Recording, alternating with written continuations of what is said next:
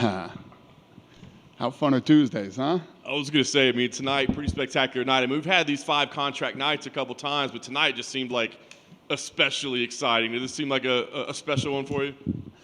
Yeah, it's just every Tuesday, man. It's awesome. It's hard to explain, but you know, we had a tough first one there, and ever since we've been right back on track. This is a fun show, man. It's a fun show. Great performances up and down the card, 4 finishes. Did anybody like really grab your attention tonight? Stand out as like the MVP of the night, so to speak? Yeah, Rabisti. That guy is fucking unbelievable. Powerful, pulls off that choke. Apparently that kid weighed 180 pounds tonight. Picked him up like he was a little kid and slammed him. He's going to be fun to watch. And obviously, I just said to Laura, and it's true, the one thing I feel like we've been missing for years is a big Japanese star. And this kid can definitely be it. I want to ask you about that with the Japanese market. You said having a big star. I know the world's still kind of getting back to normal in terms of travel and stuff like that, but where does Japan rank as a market, like as a target for you guys, right? Because it's been kind of a weird one over the years. Every country, is big if you have a star from that region, I mean, look at Ireland when we found Connor, and the UK with Bisbing, and the list goes on and on. And wait till we go back to the UK now with Edwards in the rematch. I mean, when you get these kids who become stars in these regions, it's massive. I mean, look at Australia. First time we ever went to Australia, we had Elvis Sinisic. You know what I mean? Now there's multiple world champions out of that place. So if this kid continues to rise and do big things in the UFC, Japan will just blow up. I think the only one, I wouldn't even say questionable, the one that maybe was surprising tonight was Victoria, right? Because it wasn't the greatest fight ever. What was it that sold you on that you're like, let's go, let's get Everything about her sold me. She's hurt. She even walked down the stairs acting like she wasn't hurt after the fight. Usually you'll see people like, the other kid kicked the knee. I heard him kick that knee too. I knew. And Mick goes, there goes his foot. And sure enough, you know what I mean? And he had to get on crutches to get out of there. That girl walked down the stairs. I don't know if I've ever seen a fighter mentally, physically, and as emotionally strong as that girl is. She's a beast. And she just walked up to me and said, I'm going to be a world champion. And I said, yeah, I don't doubt it. What I saw from you tonight, I don't doubt it. She beat the more experienced girl, the bigger, stronger girl, and absolutely dominated her. It sounds like she actually came into the fight injured as well, right? So I'm just curious, like, would you advise fighters, like, please don't do that? Or you're like, I mean, it's a big opportunity, Listen, right? That's up to doctors. She saw a doc. I just talked to the doctor back there, and he said, yeah, she was fine. I don't know if she's going to need surgery now because her knee buckled in there, and we all saw that. So they got to do an MRI on her now, but she got a cortisone shot and she was fine. So I leave that up to the doctors. Got to ask you about this weekend, historic weekend for the UFC, heading to Paris. I guess give me the excitement level, right? I mean, this is like the international New York, right? It took forever to get this done. I mean, how does it feel to finally have this event? Yeah, it's already sold out. The event is completely sold out already, and I think that another arena record, and the first time in Paris. So, yeah, it's awesome. It's exciting.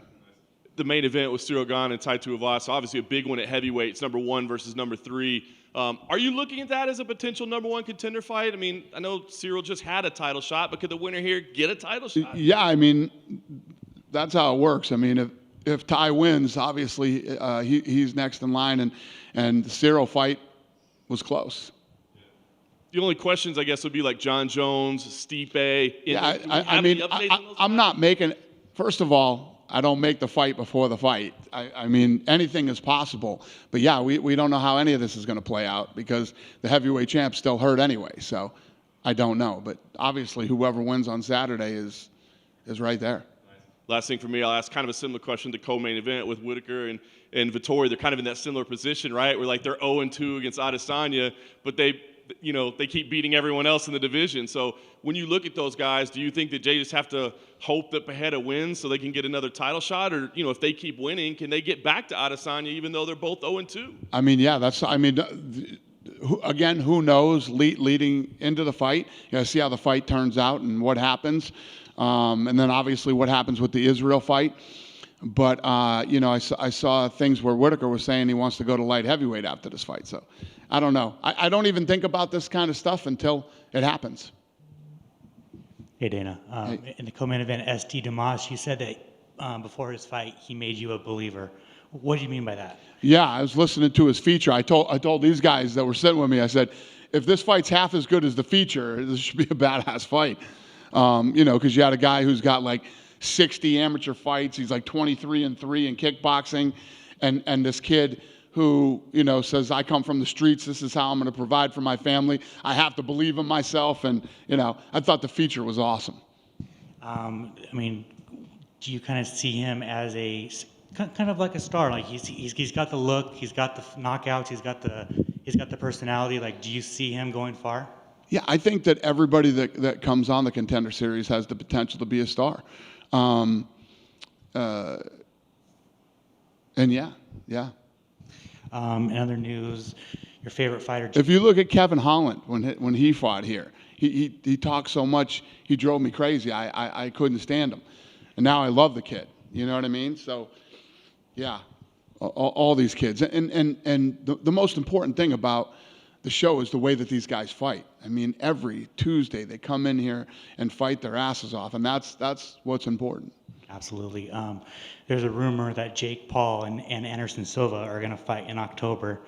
What are your thoughts on that?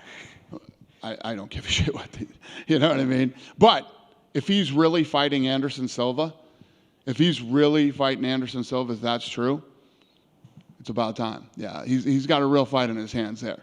Regardless of how old Anderson is. Yeah, that's a real fight. Thank you. Hey, Dana. Hey. I was wondering if you heard Chael Sonnen's comments about Leon, how he cheated his way to the title. I'm wondering if you could comment on that. That he cheated his way? He was saying he had too many fence grabs that were unchecked. He had to do what? Too many fence grabs. Chael Sonnen is saying that Leon grabbed the fence too many times and it wasn't checked, and that's how he became champion.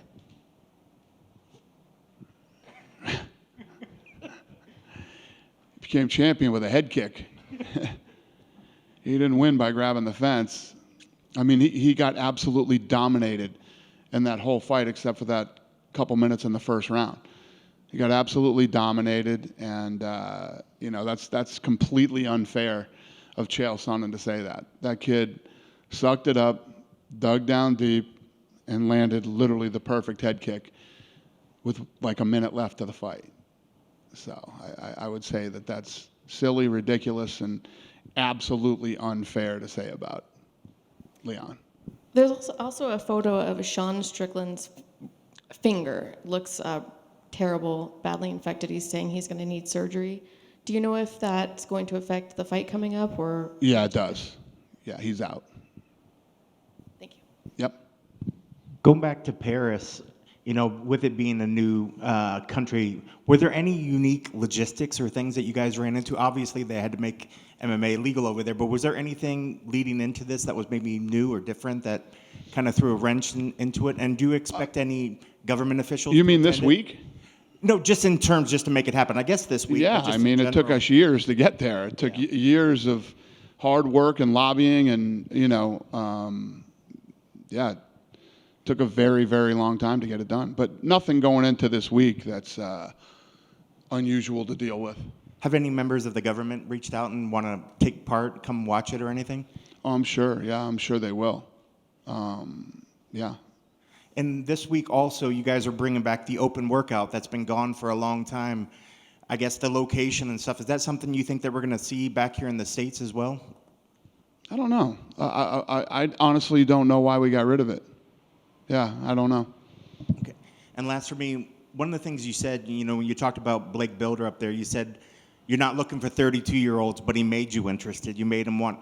Is there an age limit, or is that the kind of thing that matchmakers should weed out before they get here? Or is there guys that just at some age that you're like, is this right for you to try at this age? Yeah, it's a fact. I'm not looking for 32-year-olds to come into the UFC. So what the matchmakers do is they make the best fights they can with the guys that they think have potential. So regardless of what I'm looking for, they're trying to put on the best fights possible. And if you're 32 years old, come in and make me want a 32-year-old. That's your job, not mine. You know what I mean? You come in and you do what this kid did tonight. He got me excited about a 32-year-old. So, yeah, that's how this works. Hey, Dana. Yeah. In week one, you gave a passionate and somewhat angry speech imploring fighters to be more like Joe Pyfer and make the most of their chance here at the Contender Series. Now that we're beyond the halfway point and you're saying how much you love Tuesday nights, are you more satisfied with what you've seen so far? Yeah, I mean, there's been 6 seasons of this show. This is the 6th season, and every season has been incredible. It's just we had a very weird night, the first night of the Contender Series this season, but I guess I fixed it. I don't know, or that was just a very weird night. You think the speech worked? I wouldn't say that it was the speech. I mean, if we didn't have 5 seasons before this of unbelievable fights, maybe people needed to be reminded. I don't know what happened, but all I care is that we're back on track. And last week, you said Joe Pyfer and Cameron Simon were 2 standout performers of the season so far. Does Cedriquez Dumas and Rabisti rank as highly as them after what they did tonight? Does Rabisti rank as high as who? Pyfer? Pyfer and Simon. Yeah. I mean, if you look at the season so far and you look at talent and potential, Rabisti might be number 1. He might be number 1. So I'm looking. They got Cormier picking the power rankings, and he doesn't have this guy number. Going back to Jake Paul and Anderson Silva, would you be tempted? Come on. To give Are Anderson? you serious? No, I'm not tempted to do anything. Would you be tempted? Stop asking me about Jake Paul, you guys. I don't give a shit what Jake Paul does. Jake, I know you love this shit, and I know it gives you clicks, but come on. The guy has nothing to do with my business. It's nothing to do with my business. He doesn't fight for me. He's not even in the same fucking sport as me. I don't want to talk about him anymore. I don't care. I was going to tell you something, though. You made me forget. Fuck,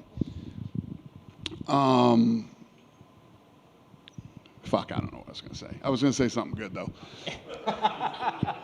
In other boxing news, Eddie Hearn and Matchroom Sport announced a partnership with DCT in Abu Dhabi. I was wondering if you gave any advice to any of the parties there, considering how fond you are of DCT. And do we have any what? Did you give any advice to either DCT, Matchroom? Yeah. I mean, I wouldn't say that I guess I gave a little advice. Yeah. No, it's good to have Eddie Hearn. I like Eddie Hearn. I respect him as a promoter and as a person, and I'm happy for him because Abu Dhabi's an awesome place. They're incredible people to do business with, and it's good when you see a couple of good groups hook up together. So, I'm happy. One of the things I liked about when we were all on Fight Island was just how much it was like a festival of combat sports, event after event after event, because they do the jiu-jitsu there, the UAE Warriors is there, Matchroom is now there. Would you be tempted to kind of do one event yourself there and then have Matchroom piggyback up, like a Saturday afterwards? Yeah, I mean, anything's possible. I know that, they're looking to do lots of things for tourism over there, from concerts to fights to, boxing, MMA. Nicest hotels in the world, greatest restaurants in the world, probably the best service in the world when you talk about Abu Dhabi. And you know how I always talk about destinations for people from all over the world that have never been to the Middle East. If you're going to the Middle East for the first time and you really want to have a great experience, there's no place like Abu Dhabi. It's the best. Thanks, Dana. Thank you. Hey, Dana, you said Sean Strickland is out. How bad is his finger? I don't know. We had matchmaking today, and That was when I found out that there was something wrong with him. Yeah. And they haven't said like a time frame of when he'd be able to. No, nothing. Leon Edwards Usman rematch. Is there any idea of when that will be and where? Not yet. No. And you had mentioned that there would be a venue that would lose their spot in order to make that happen in the UK. What location was that would lose the fight next year? Oh, yeah. Yeah, that's true. I'm not saying that, though. I'm not gonna fucking. That would be fucked up. I'm not doing that. But yes, that is true. One follow-up. Can you announce who is replacing Sean Strickland? I think we just scrapped the fight. Scrap the fight. Yeah. And then with UFC 279 just around the corner, are you happy how the fight card has turned out so far with you adding Tony and with you adding Kevin Holland versus Daniel Rodriguez? Well, I'm sorry. Ask me that question again. With UFC 279 right around the corner, are you happy with how the fight card has turned out after it being kind of weak to begin with? You're a dick. Yeah, I'm very happy with the fight card. Yes. Thank you. All right. Dana, Yeah. I did talk with Glover Teixeira a few days ago, and he told me that he was trying to push to fight Jiri in Brazil, but Jiri denied. Maybe this fight would happen in the U.S. in December. That's the fight you guys are looking for, Yeah, I don't know yet. We don't have that done yet. but it's part of your idea. Mm-hmm. Good. Last question from me, please. Do you have any fight scheduled for UFC Brazil next year, or Not yet. It's too soon for that? Yeah, not yet. Thank you, guys. Have a good night. Thanks for coming.